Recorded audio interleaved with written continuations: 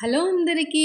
ఇది పారంపూరి బనానా అండి. కేరళలో ఈ బనానాతో పారంపూరి బజ్జీ అని ఈ బజ్జీ మనం చాలా సింపుల్ ప్రాసెస్‌లో వేసుకోవచ్చు. ఎక్కువ ఇంగ్రీడియెంట్స్ కూడా అవసరం ఉండదు. 10 మినిట్స్‌లో అయిపోయిద్దండి ఈ బజ్జీ పారంపూరి బజ్జీ వేసుకోవడానికి ఇలా ముగ్గిన బనానాని మనం తీసుకోవాలి.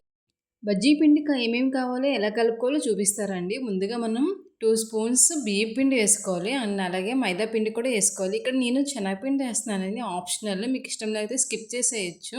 శనగపిండి వేసాక కొంచెం పసుపు వేస్తున్నానండి. పసుపు అలాగే సాల్ట్ కూడా వేస్తున్నాను. అండ్ ఈ పిండిలో కంపల్సరీగా షుగర్ అనేది వేసుకోవాలండి. లైట్‌గా, ఎక్కువ అవసరం లేదు. నేను ఇక్కడ హాఫ్ స్పూన్ షుగర్ వేస్తున్నాను. షుగర్ వేస్తేనే ఈ పిండి అనేది మనకి చాలా టేస్టీగా ఉంటుందండి. దానికి అనుకుంటే ఈ పారంపూరి బనానా అంటారు. నెక్స్ట్ అలాగే కావాల్సిన వాటర్ యాడ్ చేసుకోవాలి. ఎక్కువగా యాడ్ చేసుకోకండి. మళ్ళీ బజ్జీల పిండిలా మాత్రం అస్సలు వేయకండి వాటర్. నెక్స్ట్ తర్వాత ఇందులో నేను తెల్ల నువ్వులు వేస్తున్నాను. మీకు కావాల్సిన నల్ల నువ్వులు కూడా వేసుకోండి, చాలా బాగుంటాయి. ఇవి చూపిస్తున్నాను కదండి. పిండి అనేది ఇలా థిక్గా ఉండాలి.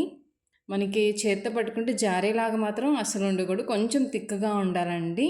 ఉండలు లేకుండా బాగా కలుపుకోండి. అంతే అండి. బజ్జీల పిండికి ఇలా సింపుల్ ప్రాసెస్లో చేసుకోండి.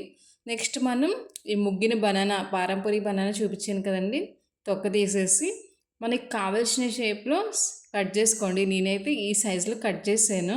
చాలా ఈజీగా మనం బజ్జీలు వేసుకోవచ్చని. బజ్జీలు కలిపిన పిండిలో చిన్న చిన్న ఈ పీసెస్ని ఆ పిండిలో వద్దండి. 2 సైడ్స్ ఈ కోటింగ్ ఇవ్వండి.